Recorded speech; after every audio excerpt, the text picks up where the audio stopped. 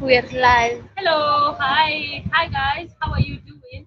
I hope you guys are having a fantastic time from wherever you are. 20 minutes past 4 p.m. in the Kenyan time, and of course we are back like we never left. Shout out to everybody tuned in with us on our TikTok. Sorry, on our YouTube channel. I keep forgetting. I keep confusing this show with the vibe show each and every day. Forgive me. Welcome to the world of the streets. I hope you guys are rather enjoying your morning, your afternoon, or your evening from wherever you are. Karibuni sana to yet another beautiful station of the word of the city. The second week of the year. Let me know how far are you feeling? How far is it for you till right now? I hope you guys are enjoying. We are still at the peak, at the start. And yes, Allah is yet to come. Karibuni sana to our returning listeners. Congratulations for coming back. And of course, to our first time listeners, welcome, feel at home. And make sure you keep it locked here on the Black on Fire network. Subscribe to our channel, hit the notification bell, and make sure you share this live as much as possible. We are all about positivity, all about energy, all about knowledge. As we come today in the streets of Rongai, we have amazing questions for these amazing people of Rongai. And I'm going to take you guys through this station right here with us. Somebody's calling my phone. Damn, okay. Now, these are the questions we have today. By the way, my name is Shumani. My name is Shumani. Kate is behind the camera. She will introduce herself later. Now, yesterday, KCSE results were released, and a total of 48,174 candidates have scored an E in the 2023 KCSE exams. Now, a conversation going around on X, rather was known as Twitter, is really catching my eye because people are actually blaming teachers for this bad results or bad results for the students. And in the morning, we had this conversation saying that teachers are not supposed to be blamed. Some students want this for themselves. We have Ali Noor, who is actually not in agreement with me, and he's saying teachers taking money from parents for 4 years and returning their kids with grade E's. A grade can score without stepping in class for reading, just writing your name and submitting the answers booklets. Sad. So my question is, do you think teachers are supposed to be blamed for the poor performances of the kids? That is something we are going to ask. I'm also going to ask the most what people think on the street as the most spoken local language in Africa. I want to know if they really know the most spoken local language in Africa. Today we also had issues with M-Pesa in the morning, and a lot of people were affected.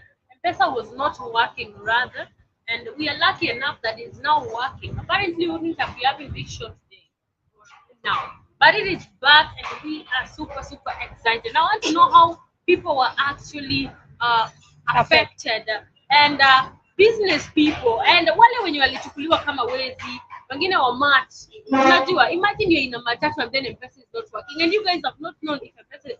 What do you do? I mean, if it is from Tao to here and it's 150, will they let everybody ashuke? Ama watakapchaiwa tungoje M-Pesa irudi? What are you going to do about it? Now that is a question. I would like to ask people how they were actually affected by the M-Pesa scandal this morning. Now, there is a conversation that has been happening also on social media, and this is based on South African, Ugandan socialite Zari Hassan, Diamond's baby mama, socialite businesswoman, and a lot of people have been saying that she's actually carrying fake things. And the other day she was actually out there, and she akakuja akasema, you guys, you can tell me I can buy cars, I can buy houses, I can buy property, but I can't buy a bag. You think my bag is like fake? Stay with your broke ass. Like my bag is, Original. is original. And she actually said she's going to be working with the receipts because it looks like everybody wants receipts from her. Really? But now my question is, I want to ask people if they do believe in fake it till you make it. Yes. People, yeah, I want to believe. The people who actually believe you can actually fake it till you make it, depending on how smart you are. And I actually agree with that at a certain point. If you try to fake a lifestyle, you find a lot of important doors being opened because people think you are like that. Ask of all people on social media, all the influencers on social media, most of them apparently have been faking life. And through faking life and nice marketing, unapata they get opportunities, they get hired at events just because people have already overrated them. Sometimes when you fake that lifestyle, you don't know who you're going to meet in the table. You might meet somebody who's very important and may be able to open for you important doors. So yeah, I do believe in So faking. you are allowing people to be carrying fake Gucci bags. I mean, fake it till you make it. One day you'll get a. Mine is fake. Fendi. Fake Fendi. And I do believe it. But I don't. Man is rocking her fake Yeah. Fendi. But this dashiki is original. Please, the dashiki is original. All right. Now, there is an uproar as a Nigerian man has married a 4-year-old girl. This Nigerian man is 54. 4-year-old. Yeah. How? And the story is that he's trying to save her from death. I didn't understand it well, but it has been written that the marriage between the 4-year-old and a 54-year-old Nigerian oil-rich Bayelsa community is a traditional right to save the child's life, the parents have said. Yeah. All right? How? After hearing from the child's parents, the traditional ruler of the community, and other right groups, we have ceased fire and let sleeping dogs lie. Now, it looks like it's a right. And the parents maybe are thinking maybe they won't be able to raise the child, or they might be defeated to do other stuff in future. So it's rather this guy to marry this child at 4 years. I'm raised but he's already his wife, all right? Now, somebody on the comment section is lowering as people are saying. Imagine at the age of 4 growing up, knowing that you're growing up to be somebody's wife. But that happens with Somalis, KG. They're married at younger ages. You are grown up, but if you at a certain point, your husband comes for you. But not the problem is you're 54. This child is 4. By the time You might even die. You might not even see when she's dead. And the worst part is, at the age of 14, maybe, or even 10, you find these people want to sleep with these children in the name of these are pedophilia practices. So I want to ask people what they think about it. It's just so bad, so disgusting, and this kind of traditions are supposed to be cancelled right away. Now, my next question, and this we were talking about in the morning. Now, there is this guy, his name is Ogaubina. And he was complaining in the morning about his nannies not being able, to stay for a long time because some of them can cook, some of them are dirty, some of them, some of them have issues, like that guy. And what is happening is, he said that this house in the span of 2 months, he has had close to how many houses? 5. 5 houses. So if we divide, mostly they've been staying for roughly 1.5 a week, right?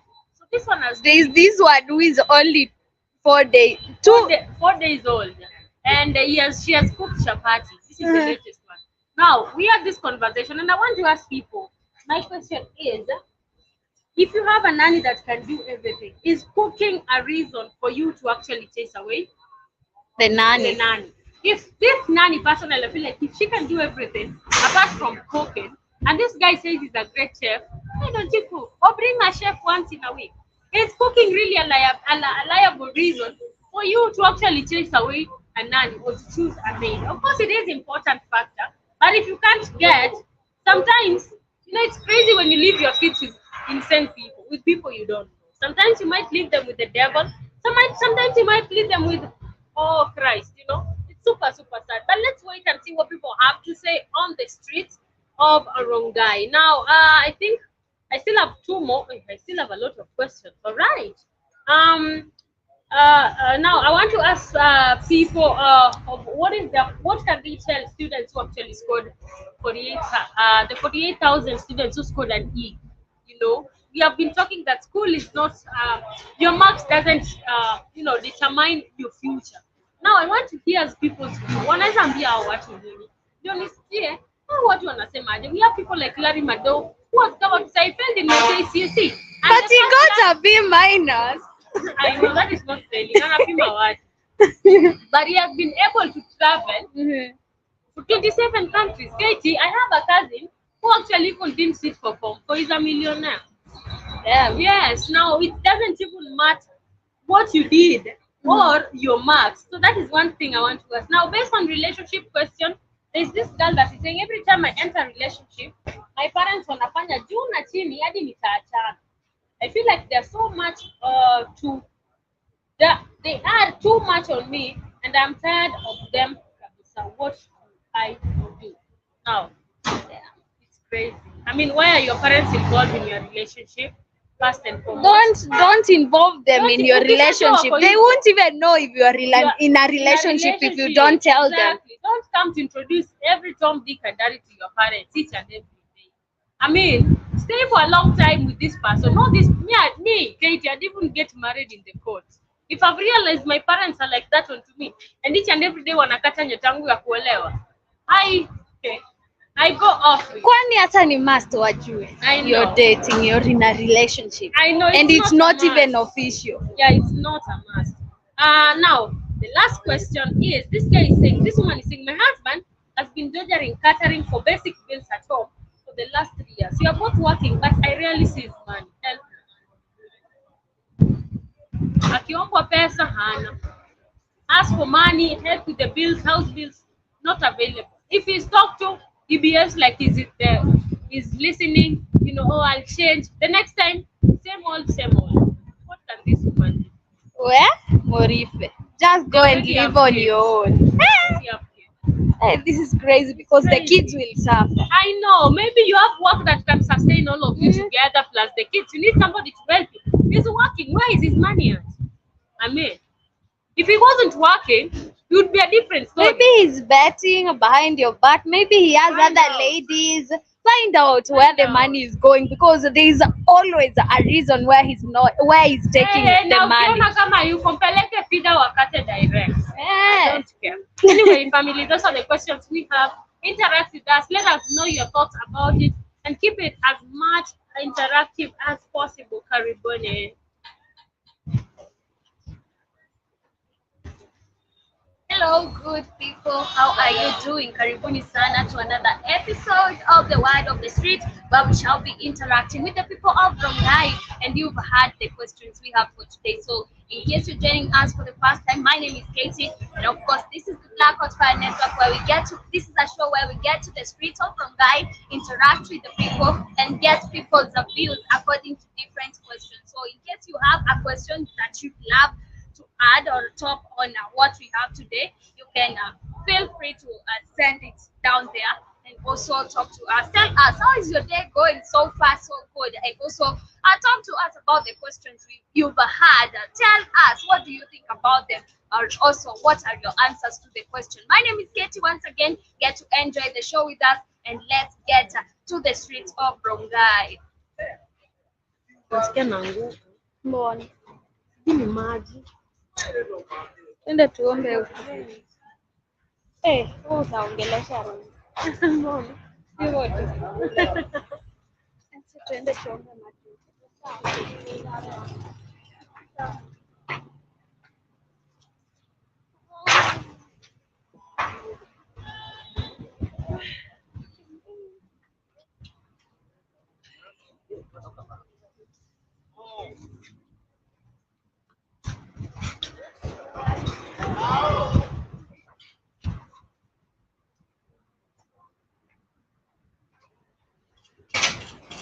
Good afternoon to you too, kids.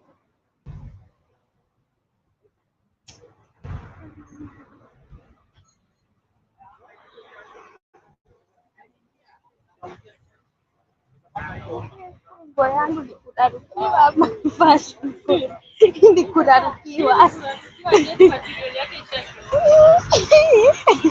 kuishiwa. And of all the products you have, just have to choose that.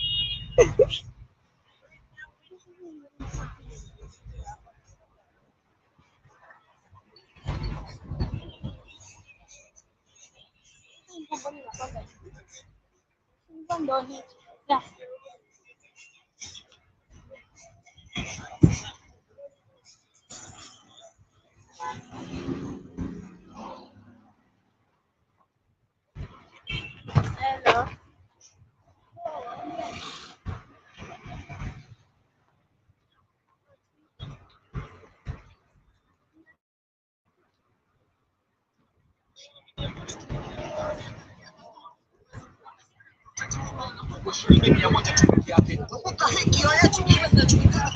Wewe.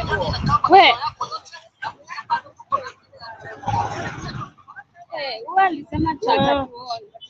Ndio nafanya show ya hivi.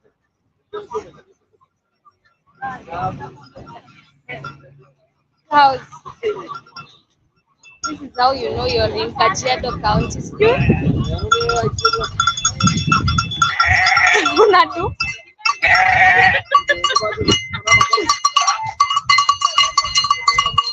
Hebu mpigie na simu yako. Ameenda missing. Hata kutuground. 0724 308 286. Tunaweza kufanyia hivyo Mr. Man. Usiende huko, amesema atatuona. Unaweza kupata goosebumps. Zi. Hello. Great. To reverse. Sure. In reverse to Z for what?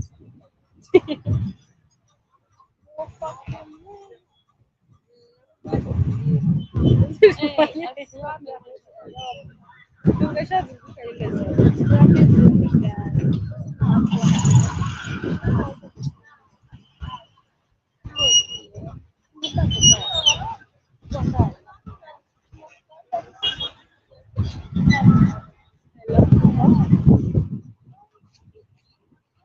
Sawa.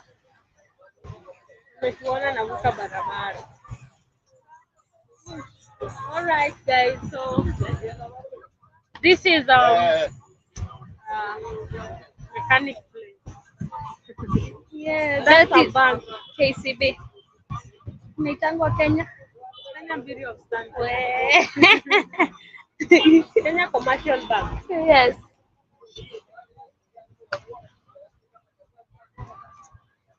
So we have my brother. Nimepeka simu nikushikie kasili. Unaogopa hapa? Hapa jua flavor. Hakuna jua.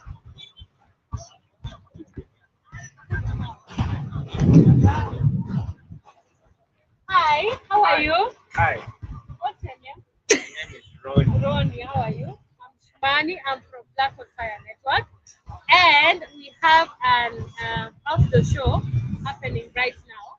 Kindly allow me to ask you a few questions.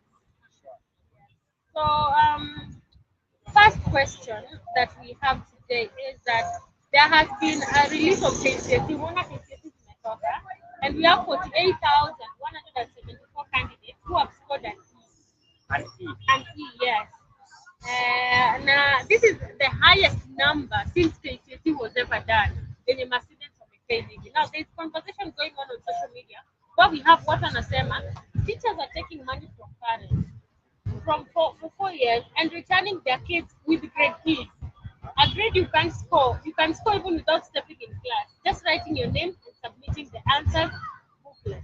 Sasa swali yangu ni, do you think teachers are legitimate, unajua, to be blamed or liable to be blamed for the results of the student? Unadhani it's right kama student amepata D, mwalimu wake ndiye amemfanya, yeye ndiye anafaa blame for the poor performances of the student? Yeah. Teachers will not be blamed Why? because this time is not like the old time.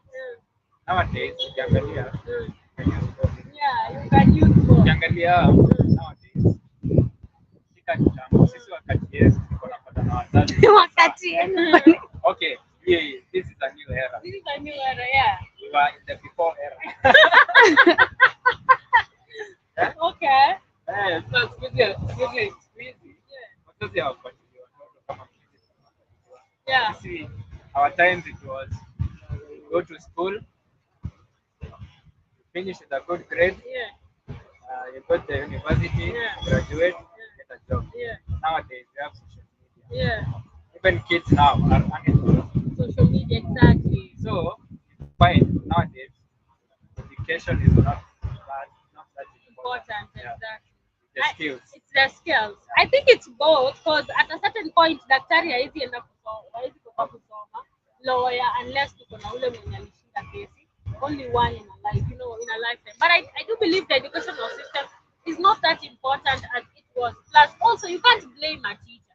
Tuseme sasa wana blame tuseme sasa mamangu anidae nigeuke nikuwe malaya makoo ama nikuwe mwizi. Wanaenda kublame mama yangu. Exactly, it's my behaviors, right? Exactly. So I don't believe teachers are really, really the right people to be blamed. Now, my second question is about what do you think is the most spoken local language in Africa? Most spoken local language. Local language. Yeah, in Africa.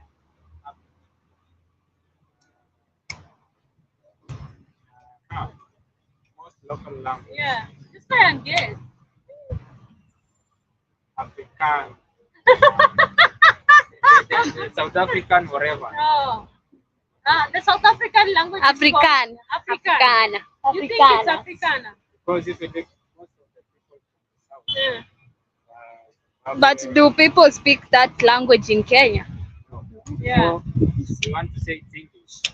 No. No, no, Local language. no. We didn't say it's Okay. English. Yeah. Okay, I tried my guess. Okay, it's Kiswahili. So, Swahili. Yes, Swahili is spoken by 200 million.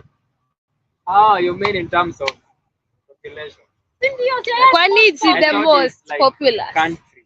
No, No. most spoken in Africa. Ah. Unaangalia most African countries, they speak a lot of Swahili. It's common. Followed by Hausa, 120 million. Yeah, and then Yoruba is 50 million. Igbo, 45. There is one called Fulani, 41 million. Oromo, I don't know the others. They have weird meaning. Now, there was a problem with M-Pesa in the morning. Were you affected? Yes, very What much. happened? What is your story? My story. Yeah. First, I was in the supermarket. Yeah. Oh. I went For and bought, counter. yeah. Oh my God. And then what happened? They told you that you were trying to steal. No, Yeah. they didn't because I was not the only one. We So were people queuing. had to like get back their stuff, come later. Yeah, like there was a mother who came, did a lot of shopping. Oh yeah. Time for pay, Nakataa. kataa. Ilibidi amekaa hapo, mimi nikaacha vitu supa, nikaenda nikarudi, nikapata tu ako hapo hadi akapoweka akaacha na kabisa. It's so crazy. Yeah, that affected a lot of people.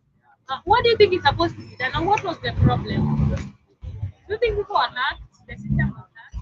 Not really.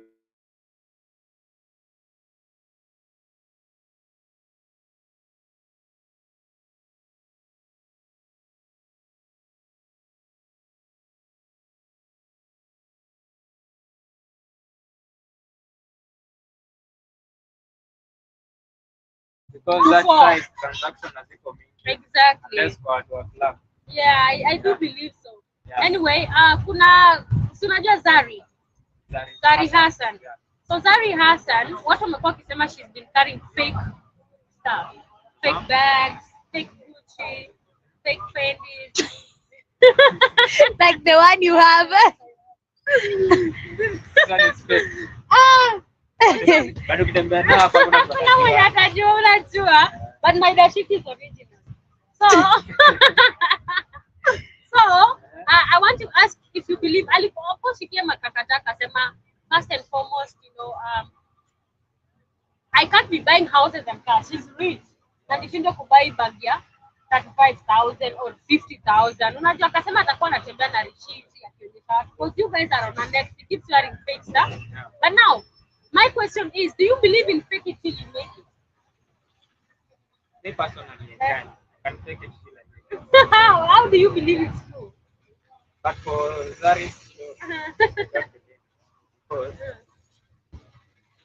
leave alone even the lifestyle. Like what we know about her, she's rich. She's rich, And she was exactly. married To a rich person, exactly. So it's not fake. But I'm asking you, now the reason I'm asking you is, do you believe in a fake it till you make it? Now imagine you're putting a funny. Do you believe it actually works? It works. Yeah. Like for example, I do believe it works personally. Because naweza fake it, sahili, like for example, let's look at influencers, right? Yeah. Seti wako na do, wamefanya tu packaging vizuri, wana fake life, and then they find opportunities Because lifestyle yake yenye tunaona social media is high standard. So hata mtu mwenye anaenda kumpea job, anajua akianza kumpea job, this is the amount they start talking from, because this person is highly on that class. But in the real life, utapata these people are actually faking it mpaka wajipate kwa hizo places ama it opens more doors. Sometimes if you fake it, ni kwenda watu wenye wako na door, nijifanye pia mimi niko na door, kujua watu wanaweza nifungulia mlango gani, because I'll be also now putting on another class or hanging out with another. Do you believe like fake it till you make it is true? But again, is it not good to, because if we say it's true, meaning tunaambia watu to live fake life. Okay, atuambie watu wa fake life. But okay, hata kama una fake it till you make it. Okay, exactly, yeah. All right, I do agree. Ogaubina says that in the first 2 months amekuwa na 5 nannies. Moja ni mchafu, mara mwingine ajikupika, mara mwingine anagombeza watoto. Unajua, just a lot of stuff. Now this one that has been here for 4 days, what is happening is amesema huyu alimpikia chapati nini? Mabati. Okay. Kangumu. Kangumu. Nani chapo ile sacrament, you know. So there's no difference. So I'm asking my question. If you're choosing a nanny, and I know most of us Africans tumezaliwa na manani, tumezaliwa na maboti. So do you think like issue ya kupika is supposed to be a reasoning as for you, not rather who's the maid? Like kama juu kupika, is that enough reason ya wewe kutokuwa kama maid wako? Because of Gaubina kuna watoto wadogo, and anasema the only shida huyu mwanamke ni hiyo kutopika. Na anasema mimi I'm very choosy with my food. Now sioni kama huyu atakapika ubaya. Do you think that is a legit reason to actually send somebody away? Well, it depends also. First of all, Gaubina wake kila watu. Maybe the nanny is the one to everything, exactly. So kama ajue kupika hapo ni tricky. But kama niko na wife hapo tunaweza reason. Kama wife anaweza pika. But hizi chores zingine the nanny can do, yeah. I think that is also something I want. But he also says he knows how to cook. Why don't he cook? Like for free for the whole. And then he achunge watoto. He's also ama andike chef akuje weekly apike asko food yote venye wanataka. All the nanny has to give home the food because she's good at every other thing. But I don't believe cooking is the only reason as why you're supposed to. Because hizi times unaweza acha shetani na mtoto wako. Unajua, you don't know who you might live alone with your kids. Another few questions left is now, what can you tell to students who actually scored E's and E's? Yes and E's. Yes and E's. What can you say? Give up. Yo, acha nikwambie tu kweli. Hizi places mingi nimeenda. Hizi company. Okay, sawa, the MPs ni watu wamesoma nini.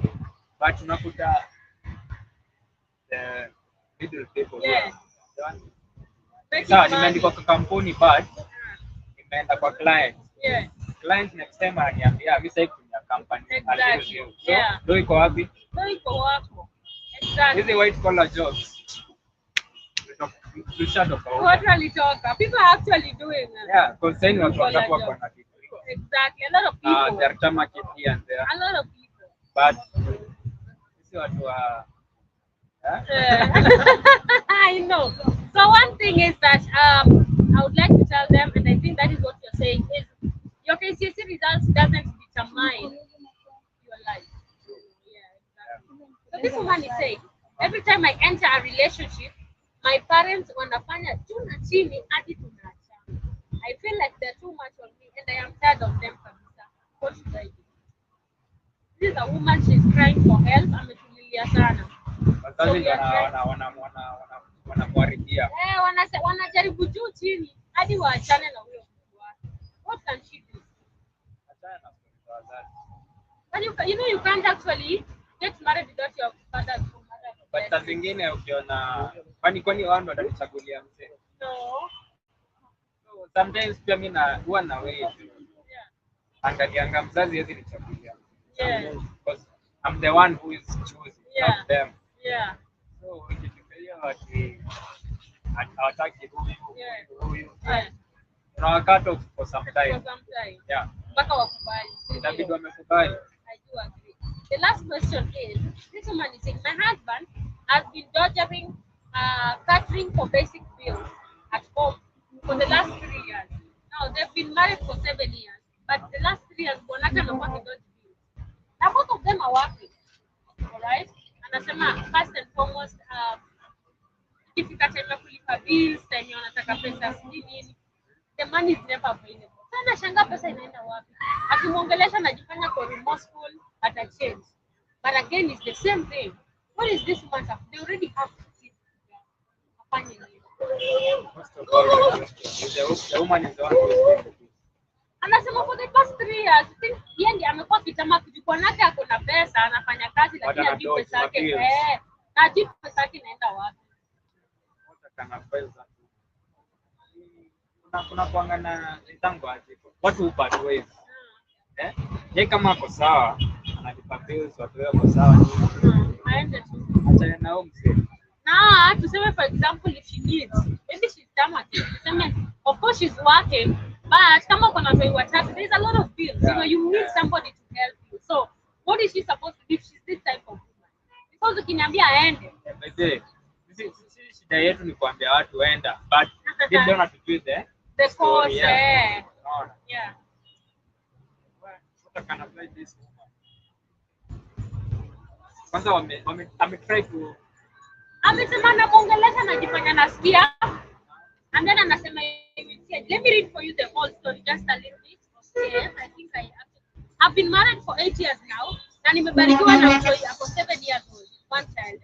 Tangu kitu kama 3 years ago, mume wangu amekuwa anahepa majukumu ya nyumba na sote tuko kazi. Unapata nalipa bills zote za nyumba. Nikijaribu kumuongelesha ama kumtumia watu wao, anasema atabadilika watu wake. Pesa zake hazioni jua, sijui anazifanyia nini. Sometimes alali nyumbani na anasema analala kazini. Ila duka isivunjwe usiku na akiombwa hata 10 bob. Yeye ni John Cena. Okay? Niko na brother yangu ananisupport sana, but sasa hivi wanasema wamechoka na yeye. Nitoke huko nikae kivyangu. Babangu pia before akufe aliniambia hivyo, but nikamwambia nitaondoka.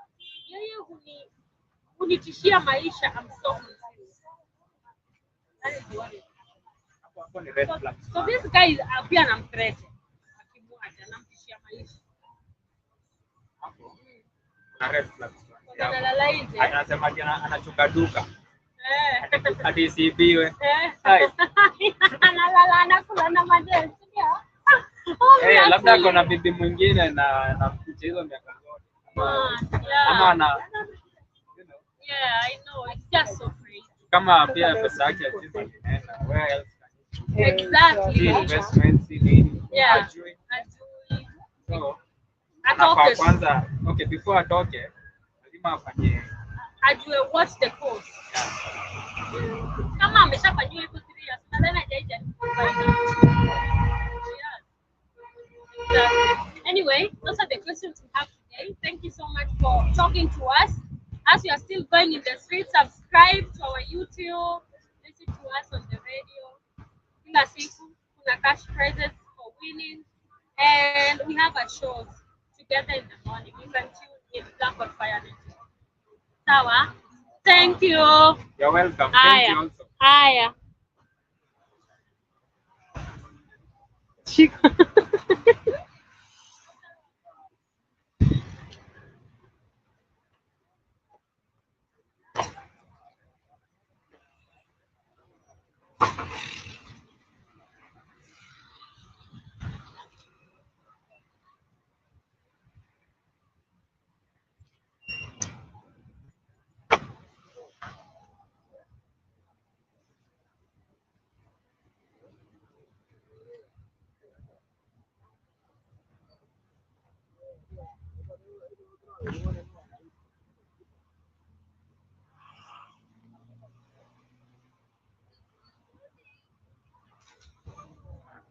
Tuendeje?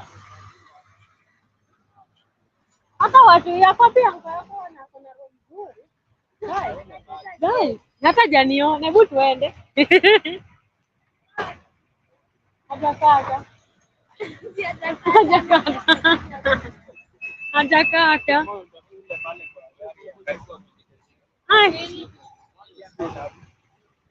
Tunaendaje?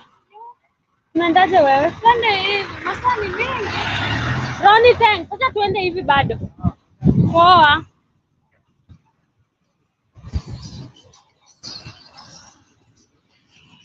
Ametusaidia kazi. Kama nyalivyo pia.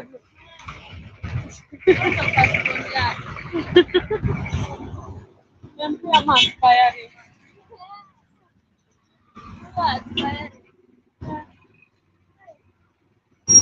Hebu ngoja hii gari tuize. Tuko na utiaji.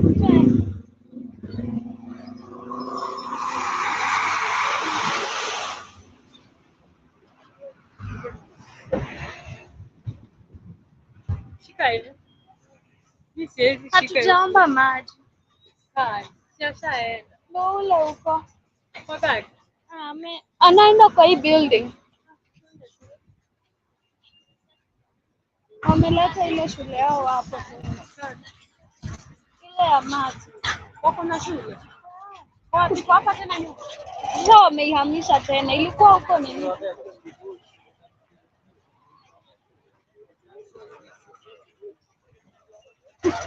Walikuanga nayo huko site. Sasa ni kama wameihamisha tena wakaileta kwa barabara. Sasa students wanafanyaje? Ni huku kwa hii building hiyo yenye nakwambia. wala students wenye walikuwa naishi huko wanakujaje? Wanaleta na gari. Labda watakuwa wanawalala. Si wanalala huko hadi huko kati.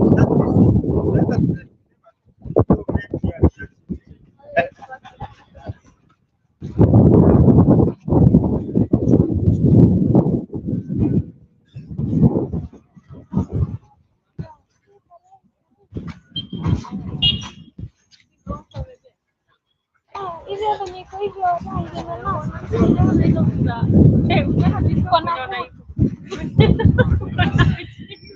hiyo iko na food. Inaitwa food.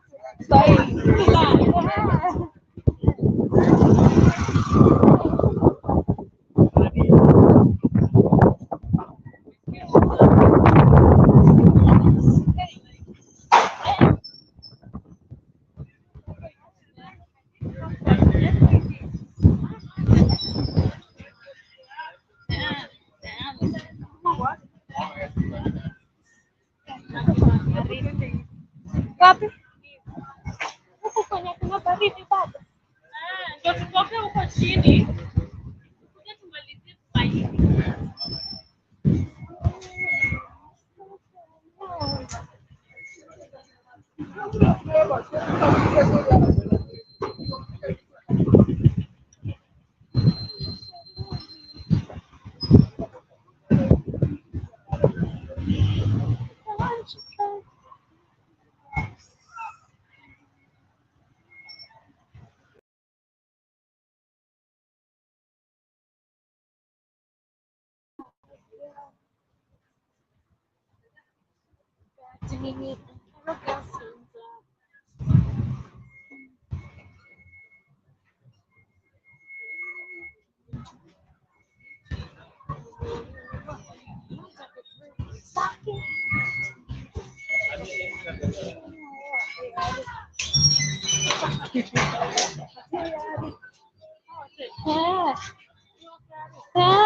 Huoni imeandikwa revenue department?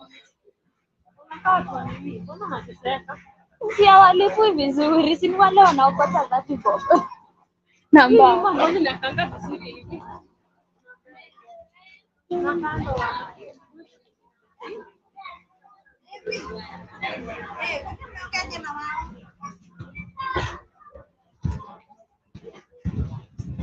Hande watu mbona wanatumanga kwa sababu. Ni wao wa 30 bob. Mm.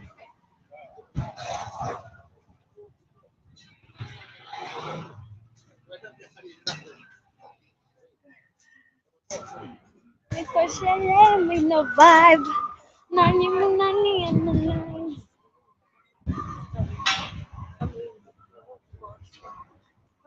Mbona mapema hapo na chance hiyo? Unaelewa? Naona sana ndo.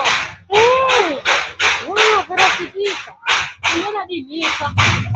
Basi wale mbona na watu wengi kwa kitu ngana kama na wengi wanavaa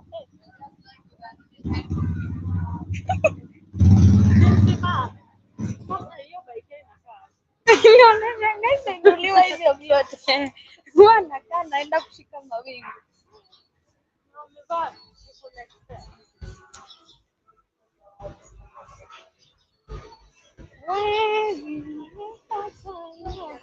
kuna bali tukisi hapa ile Pasako jiko kile.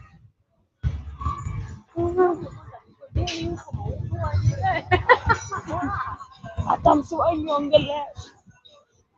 Nitarudi tu na kamera.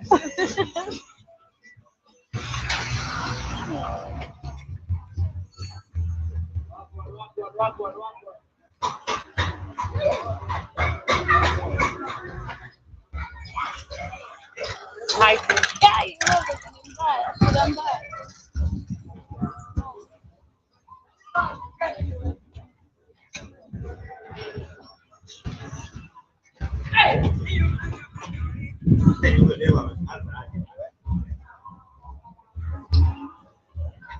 Oh my God.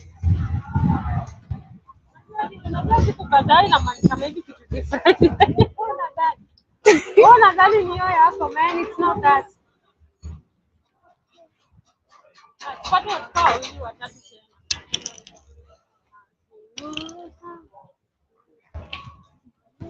tena. Huku kuna baridi.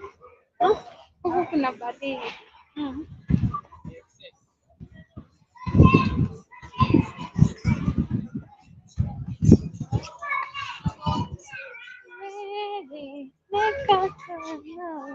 Twende hivi. Tuone kama tutapata wale wavulana wa bike.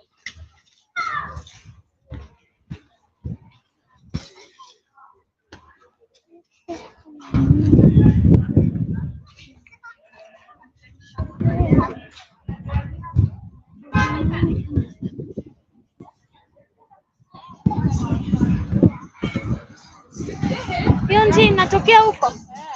Hiyo ni tulipita. Hapana. Ndio. Sijawahi pita hii njia pia. Tulitokea na hii. Unasema hatukai poa. Umemuuliza.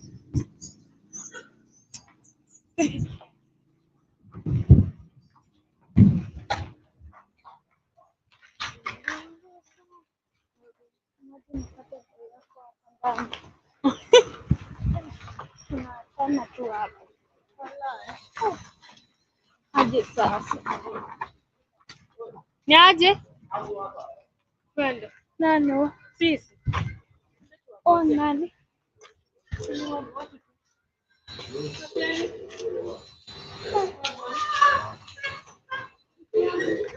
Hi.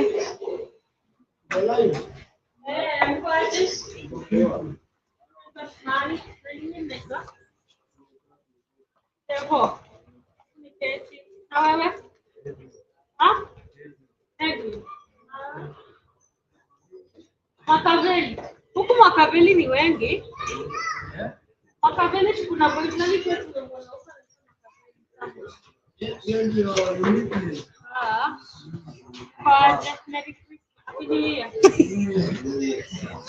Mko shy, mbona mnaongea hivyo?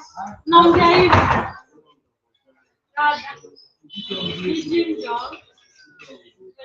Kama ni kumedi. Hizo ni mzito. Sawa, sasa sisi ni watu wa Black Hot Fire. Black Hot Fire ni online radio. So if you have like a smartphone, ndio unaweza kusikiza.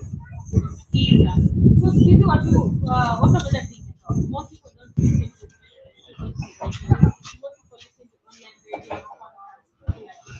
So radio yetu ni iko hapa Ronga.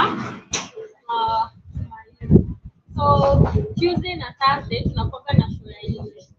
Tunakujanga, tunaongea na watu, inafanyika.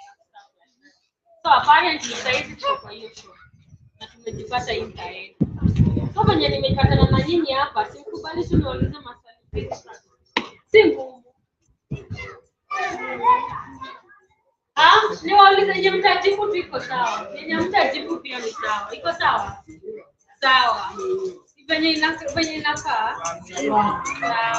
So, jana kulikuwa na KCSE.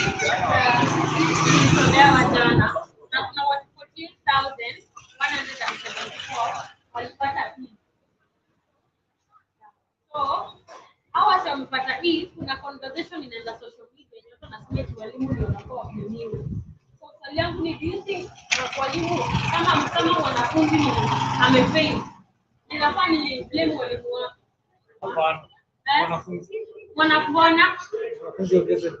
Wanafunzi ongeze bidii. Si mwalimu.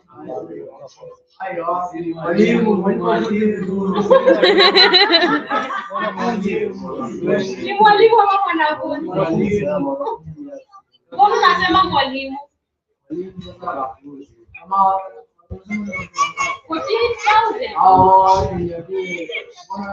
Na mbona tusiblame walimu juu kuna wenye walipata A? Mbona tusiseme walimu walifanya hao?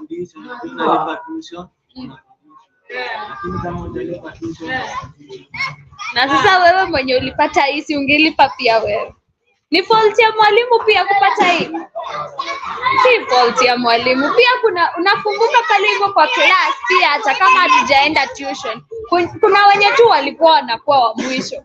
Ni fault ya mwalimu aje na tulisoma sisi wote pamoja. Ama kuna tu mwenye ni mjibu.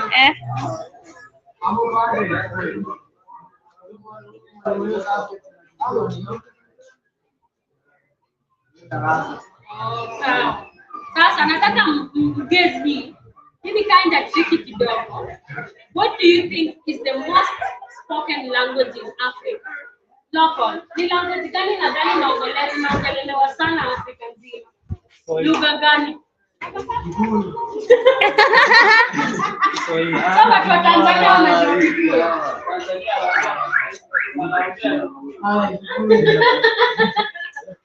Dani, what can you suggest? Kiswahili, ukweli ni Kiswahili. 200 million people in Africa speak Kiswahili. So Kiswahili inaichukua. M-Pesa iko inafanya asubuhi. Mlikuwa mnajua hivyo kweli? Iliwaffect aje? Ama hata hivyo, kwenye wana cash waliaffectiwa. Hiyo tu. So, kuna mtu anasema Obina, si kama mnamjua. Obina anasema in 2 months amekuwa na house temp kwa tano. Anasema ni miezi mbili.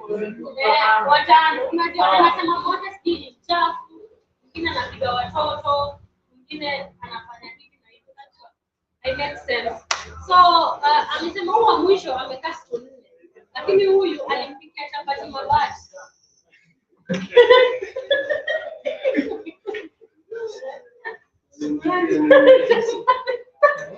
Unajua kweli chapati mabati inakaa sana. Ngumu maiga, umependa. So, swali ni anzi chapati mabati. Ile yenye ukishika hivi unarusha hivi inaenda straight. Haianguki.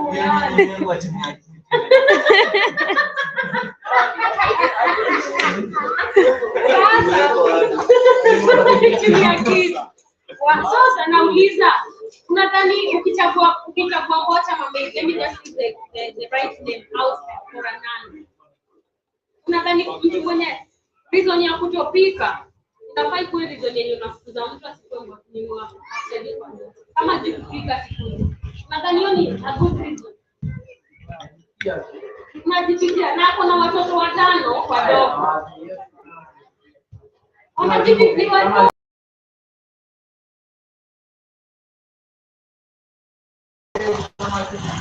aende.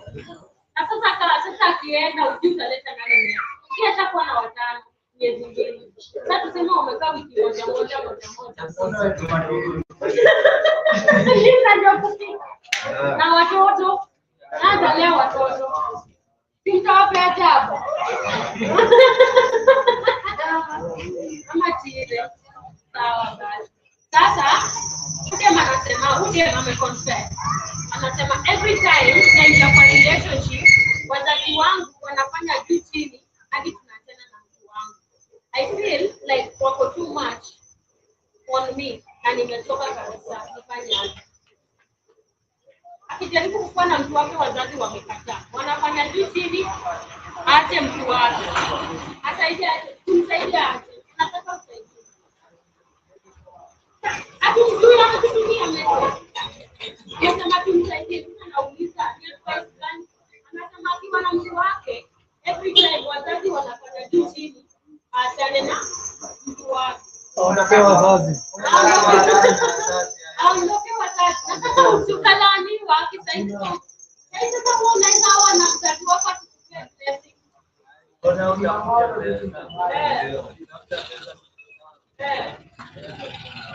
Wanae. Hata wazazi ndio si pesa. Hali pesa.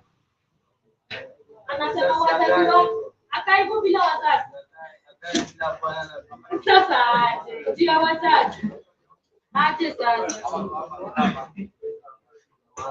Sawa, swali yangu ya mwisho ni huni mama anasema ameishi 8 years na bwana yake. So for the past 3 years huyu mwanaume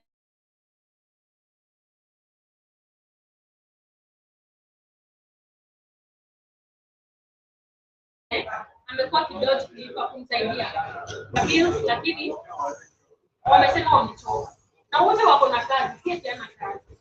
Anasema bwana yake sasa hivi alikuwa nyumba, anasema na chumba tu.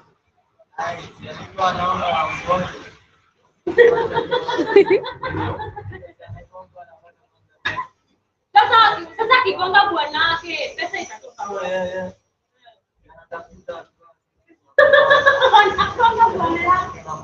Na sasa shida si kugonga, shida ni kwa mwanaume amesema atoi pesa for 3 years. Kugonga. Ataka.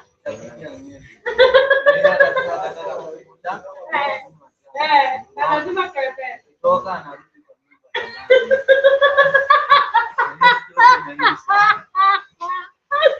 haya ni hayo tu. So tuko na show asubuhi, kama uko na smartphone unaweza angalia nini inaitwa Black Fire Network.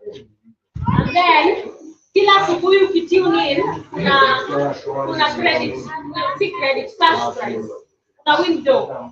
Unajibu swali. Ni mwapa form. Tuko na show asubuhi inaenda saa 2 mpaka saa 6. Lakini kifika hapo saa 4 kama 4:30 na unapata moja. Swali sasa ziko hivi. Au kijibu swali unapata do. Lakini unaweza kupata dao, saidia kutano. Black Fire Network. Hiyo ndio tunaendelea. Kila siku Monday to Friday. Jina ni Black Fire, kama utakumbuka ni sawa, sawa. Black Fire Network. Sawa? Poa, asanteni. Round 2. Haya.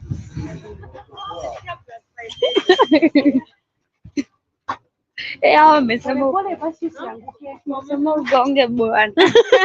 Tafutie mtu wa mgonge. Gonga huyo bwana yake. Kwani anataka kutulalisha mteja na yeye. Umemwona? Ona wanatufuata. Ati? Nini hiyo? Black Fire Network. Enda uangalie TikTok. Enda uangalie TikTok ukifollow. Kuna simu? Ningekupea namba inaweza. Bado ukiangalia TikTok yetu Black Fire. Sawa. Amenishtua vile amekuja haraka, alafu nikaona ule mwingine mwenye alikuwa huyo amesikia namba akachangamka, nadhani ni yeye. 428 388 sinda. Sini wape namba ya kujibu. Kesho mtaingia mjibu. Na watumia do. 4:30. Unaingia live TikTok. Blackout Fire tuko live. Mnajibu.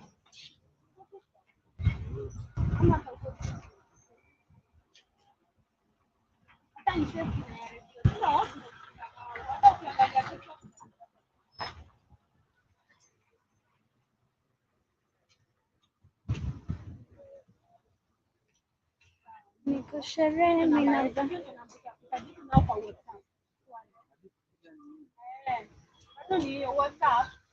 Sawa, shukran. Round 2. Hivyo sasa.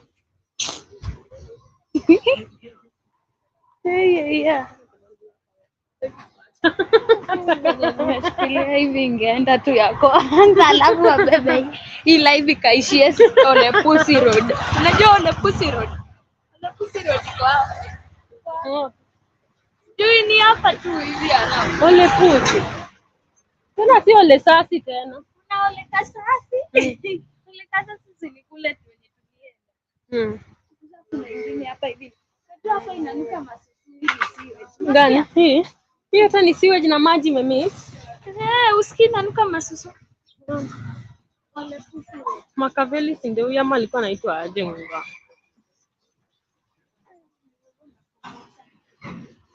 Tendo ilikuwa jina lake. Sikumbuki jina lake. Nata wapi?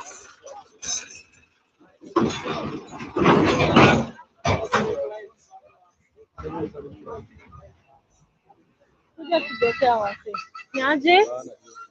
Goteana. Wagwa. Mambo Makaveli ama Don Corleone. Hata nimeshinda nimekusahau jina. Mambo. Hai. Niko fiti na nyinyi? Kuna baby girl ni aje? Wow, zako zimani malo. Sana. Nachachisha. Mapeni. Mko fiti? Shikilia.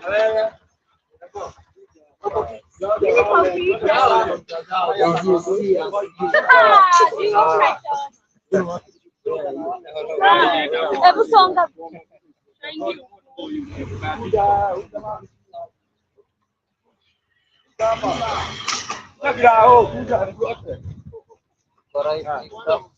Hatuko TikTok. Sasa mimi naitwa Shmani, huyu ni Katie. Tuko from Blackout Fire Network. Blackout Fire Network ni online radio. So ukifika tu my offices iko Florida, California, but tuko na branch hapa hivi Rongai, Kenyan studio, tuko Rongai. Tulikuwa Ngong Road tukahama. Tumekuwa Rongai for almost 1.5 years. Tuko na ofisi ingine Uganda na Rwanda.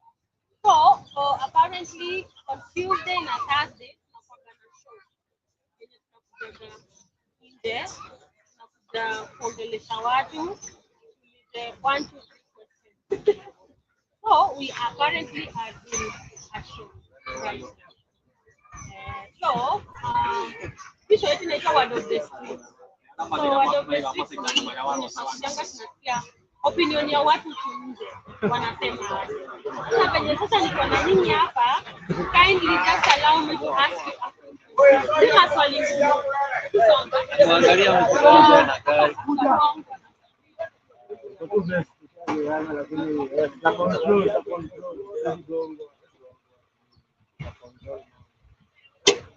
Marada huko. Bluetooth mode. Alright, so a few questions today. Question yangu ya kwanza ni jana kulikuwa na release of KCSE exam. Na kwa hii examination result kulikuwa na 48,174 candidates wenye waliscore E. Sawa, E, I mean hii ndio the only result hii yenye imekuwa chini tangu watu waanze kufanya KCSE. So my question is, there is a conversation going on social media where watu wanasema eti teachers ndio wanapewa blame for the bad marks of the students. So wanasema wa students wampata 48,000 students wenye wampata hii ni Kenya unaweza fanya hata bila kuandika exams. You just write your name and submit. So my question is, do you think it's rightful to blame teachers for the bad results of students? How? Wanasema teachers are taking money from parents for 4 good years and returning their kids with grade E's. Sasa hapo ni kama mzazi aliuza ng'ombe asomeshe ng'ombe, sababu analipa school, aliuza ng'ombe akalipa school fees. Na wewe mwenye umelipiwa school fees ni ng'ombe. Kwa hivyo hakuna venye unaweza laumu mwalimu, wewe ndiye ng'ombe, sawa wewe?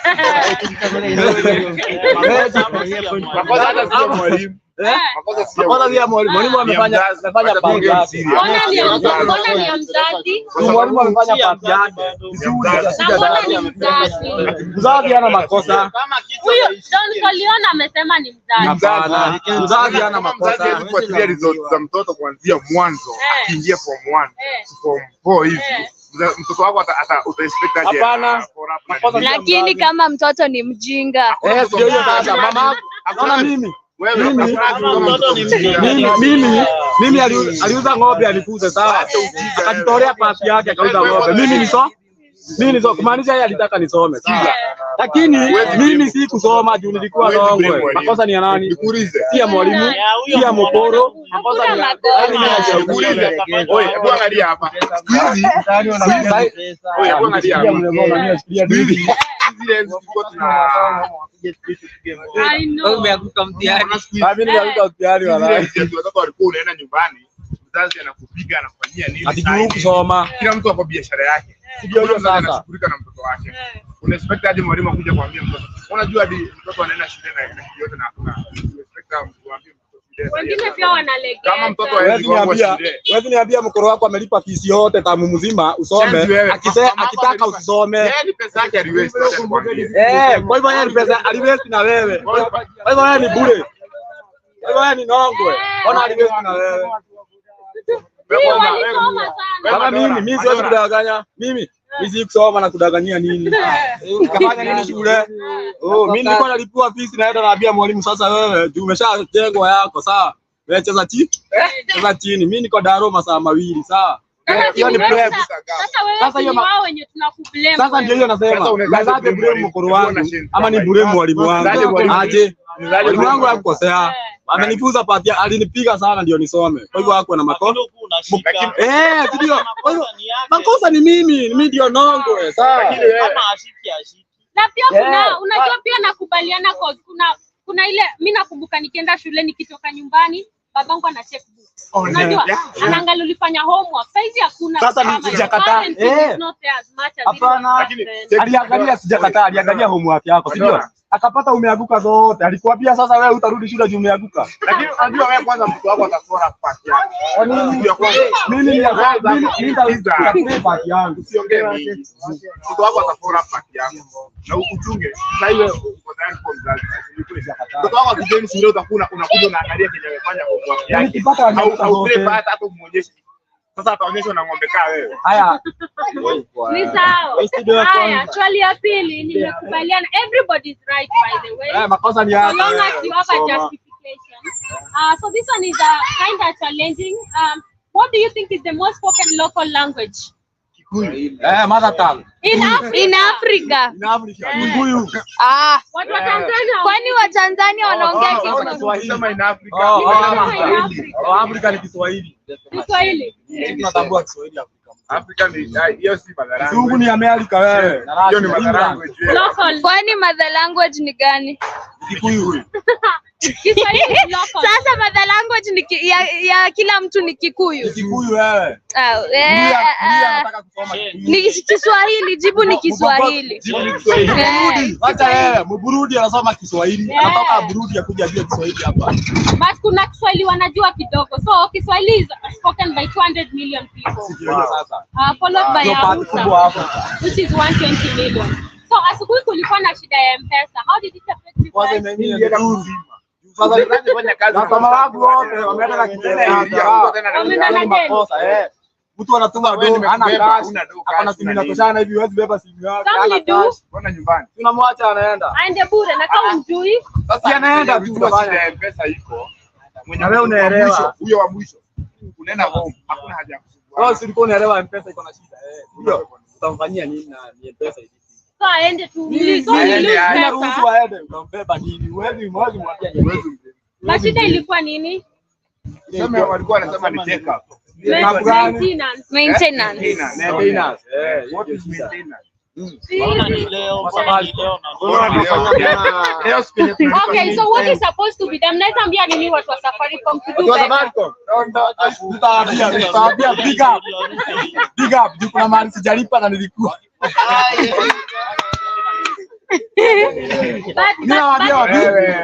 Big up. Mimi nimeenda mahali. Nikasabiwa poa.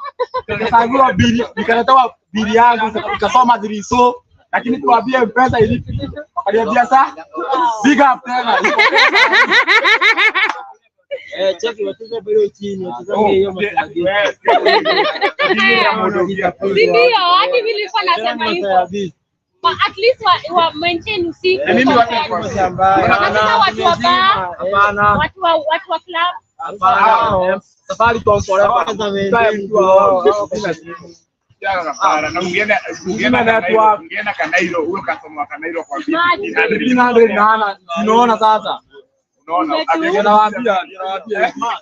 Ninawaambia kuna disadvantage na advantage. Zingine wenyewe wameokolea na zingine wamelipa. Hakuna mahali wameokolea.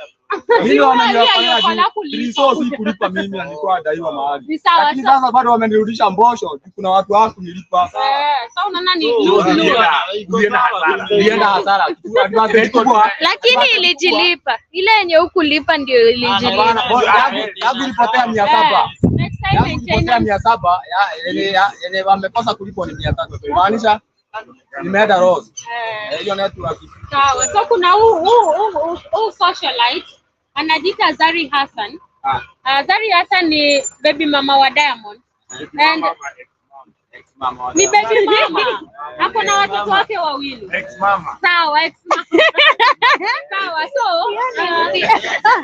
she's from a very let me say rich, aliolewa na mtu mwenye ako na pesa akahaga. Sawa. So and then Diamond is also rich. So Larry is known to be a rich person. Like she's rich, right? So what is happening is watu amekuwa akisema amekuwa akibeba some fake stuff. But ana carry a lot of fake things. But ukiangalia her lavish life, ako na magari, mtu amejaa. So amekuja akisema eti you guys can't keep saying that I can naweza nunua gari, naweza nunua nyumba, mali na siwezi nunua bagi ya 100,000. I make sense. Sasa hiyo si swali. Swali yangu ni there are a lot of people who believe in faking it till you make it. Unajua? So do you believe that actually works? Fake it till you make it. Fake it till you make it is nijifanye ninayo mpaka na una mpaka siku yenye utapa. So do you believe it actually works? Wewe uko na ujinga. Kana ujibu kitu na psychology yako. Unajifanya hadi uko na nijifanya niko na IQ. Hauna plan ona nanga chini. Maanisha hauna. Na nini? Hiyo ni uwezo. Hata kufikiria uko nayo na. Unashana masichati zako. Hata mtako ndo hakuna mwenye anakuwa na hope. Unirejesha. Wewe kuwa na hope na hope. Hata nikuuliza sasa kusema utakuja kufikia mtu na uwezi. Lazima hiyo ni hope ya bure. Mimi nakubaliana na hawa. Unajua mbona nakubaliana? For example, if I behave, nijifanye ti nina do, si ndio? Maybe I go hang out with people who have money. Wani create a way. I've been faking it, but they've opened ways for me. So me, I do believe in faking it. At you could have biscuit on his bill.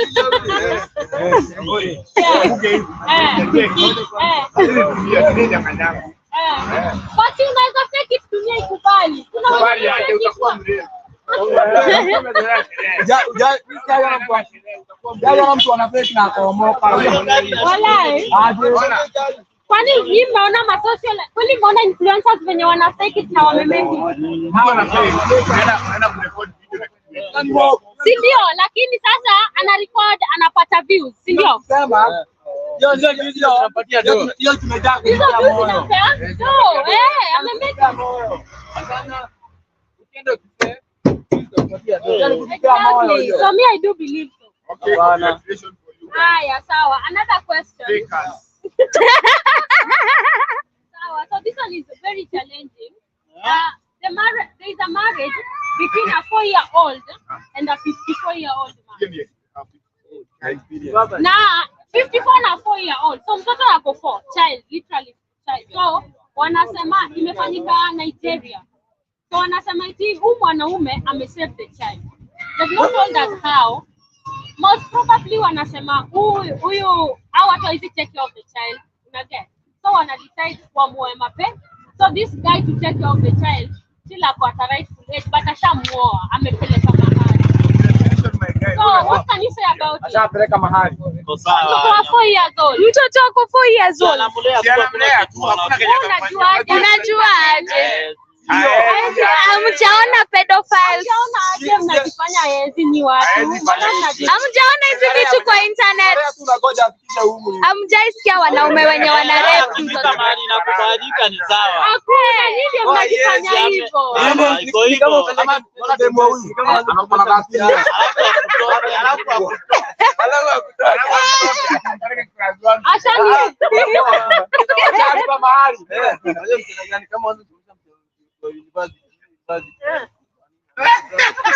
Walai, nadhani ni sawa.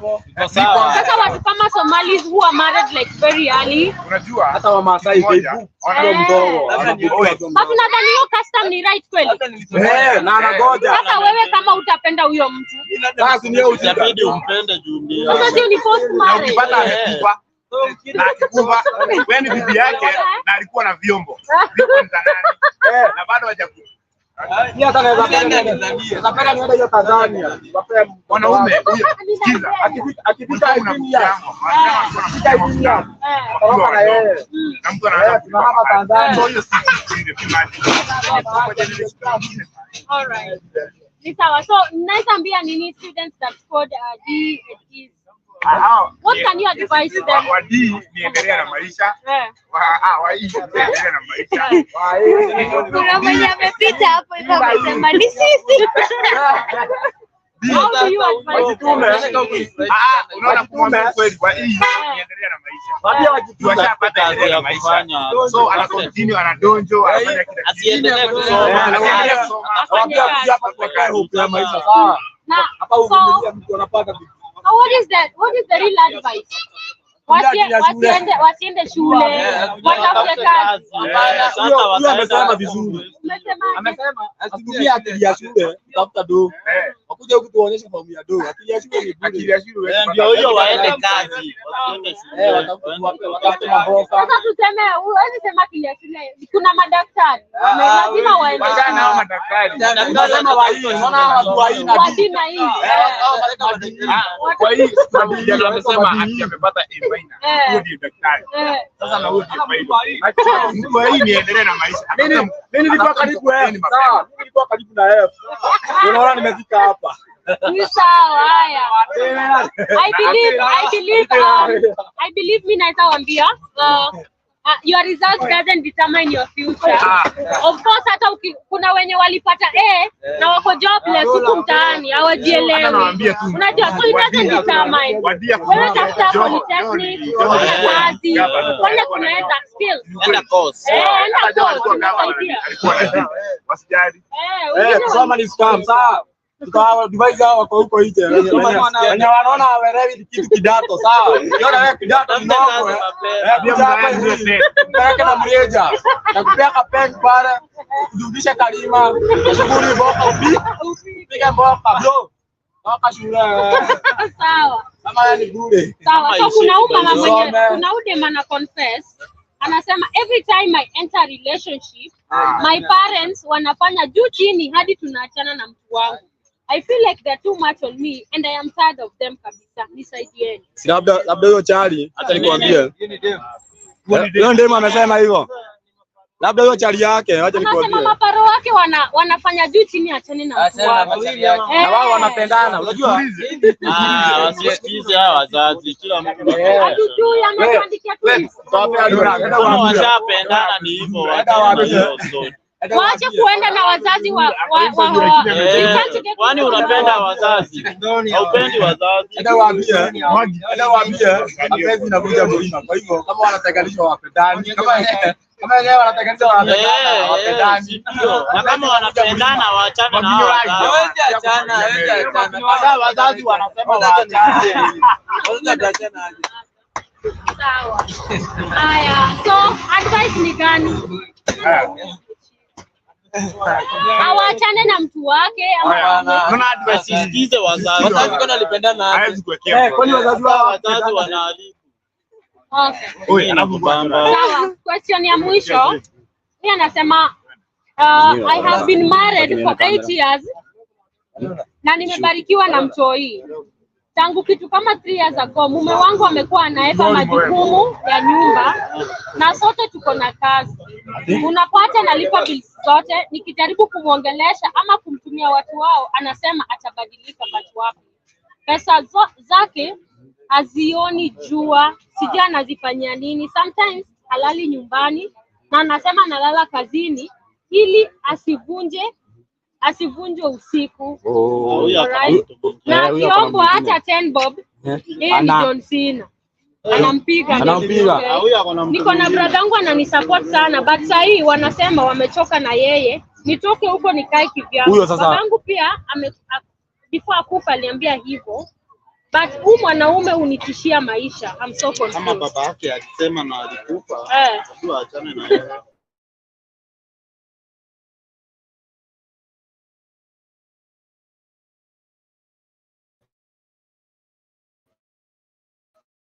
Na sasa kama uko na watoto kama anamuitisha 10 anampiga. Hata mimi huyu mwanamke sasa akienda atacha mtoto wake na huyu mtu. Na sasa kama hawezi manage solo the problem. Huyo unaona huyo dem? Lakini si hadi saa hii amekuwa akimanage solo. Amekuwa akisupportiwa na brothers na brothers. Na pia aondoke akasupportiwa best ama wamemwambia atoke. So toka ukasupportiwe kwingine. Kama yeye mwenyewe anadhulumiwa. Boss issues. Wacha wewe. Issues. Kwa mtu akimeoana na tunakuona kichwa. Maana hakuna haja ukate. Hakuna haja nikukate tu. Atijue. Uliona tulipatana ukiwa na meno yote. Kesho ukaingia. Simailia gani nikukate ndio uende. Alafu utoke uende. Toka uende. Rosa. Wewe umuvone. Na baadaye hakuna mtu wa mtu. Baadaye hakuna mtu wa mtu. Congratulations.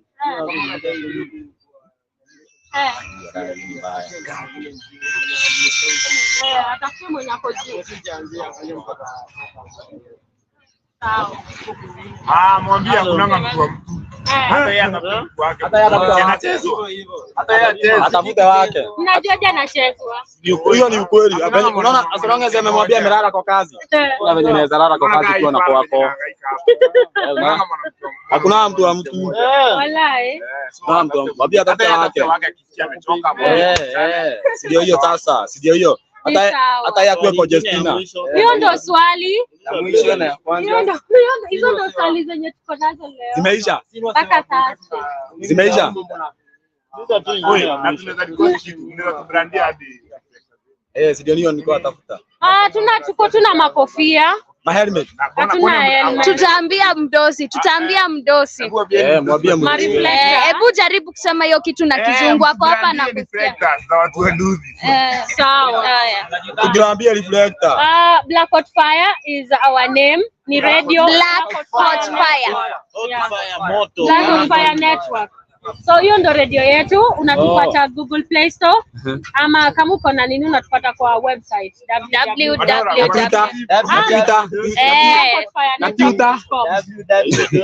Wewe na Twitter siku hizi inaitwa X. Au ni msanii? Kuna hadi wasanii wakitaka kukuja interview unaweza kuja. Bwana Mrambo. Wasanii hapa tuko na wasanii. Tuko na wasanii bado. Kama Udonjo. Hapo wapi rapa tuone sahi. Fanya maneno. Angusha nini? Tupe mistari. Wasanii tena wamepotea. Wasanii hawakwangiwa. Wewe ni msanii. Huyu ni msanii, ni sahani ana. Ni sawa.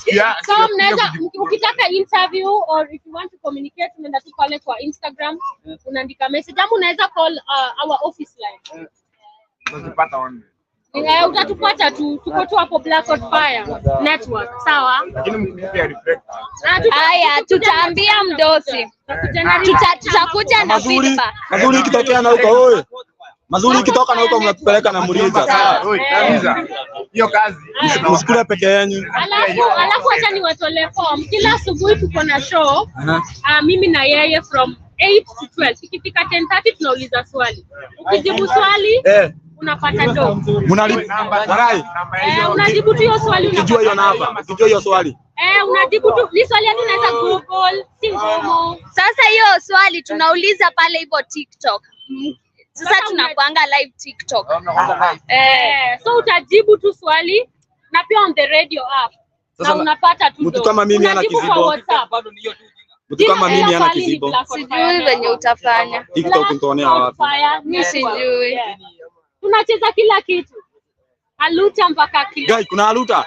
Niko kizozo. Asanteni round 2. Poa, next time tutakuja. Tutawashughulikia hiyo shughuli. Haya, wazi. Sawa. Haya. Sawa. Mama, kuja ni explain hapa uta explain hapa hivi Maliki. Kuna watu.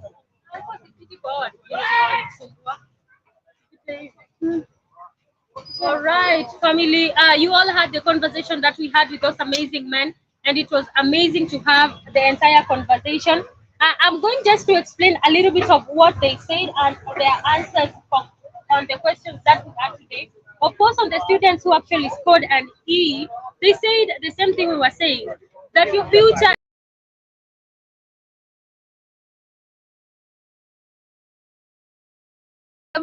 the opposite way. Your marks is not determined by your future. Your future is not it's the same thing. Your marks is not determined by your future, and your future is not determined by the marks. More or less the same stuff. But that is what they said. And they said if you got an E, just go and look for a job. I mean, don't struggle with school if you can't. There are better options. We know right now education is not as much valuable as it was back then, but it doesn't mean you're not supposed to go to school. That is a question that we had. Young of the most spoken local language in Africa. Of course, they said Kiswahili, some were saying it's Kikuyu. And those are the questions. We also asked about the M-Pesa transaction outage that happened this morning, and they actually said they were affected. Most of them lost money. Most of them lost cash from clients. They started, clients that actually went without paying money, so they were affected business-wise. We asked about, fake it till you make it, and the answers that we got from the gentleman right there was some of them were in agreement, some of them were not in agreement with that. Some of them were saying you can fake it in this life till you make it. You have to live a real life. We asked about the Nigerian man, and apparently they were in agreement.